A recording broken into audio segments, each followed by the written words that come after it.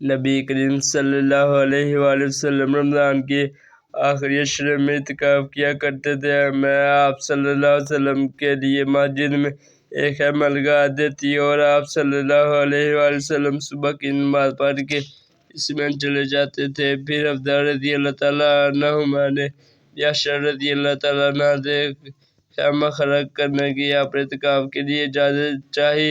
عائشہ رضی اللہ تعالیٰ عنہما نے اجازت دے دی اور انہوں نے ایک خیمہ کھڑا کر لیا۔ جب زینب بنت جحش رضی اللہ تعالیٰ عنہا نے دیکھا تو انہوں نے بھی اپنے لیے ایک خیمہ کھڑا کر لیا۔ صبح ہوئی تو رسول اللہ صلی اللہ علیہ وسلم کی خیمے دیکھے تو فرمایا کہ یہ کیا ہے؟ آپ کو ان کی حقیقت کی خبر دی گئی۔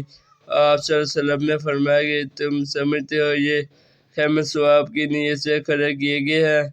پس آپ صلی اللہ علیہ وسلم اس مہینے رمضان کا اعتکاف چھوڑ دیا اور شوال کے عشرے کا اعتکاف کیا۔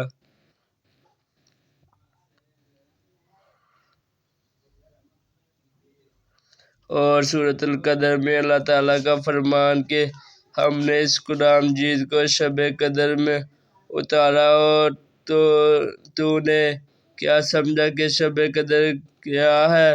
شب قدر 1000 مہینوں سے افضل ہے۔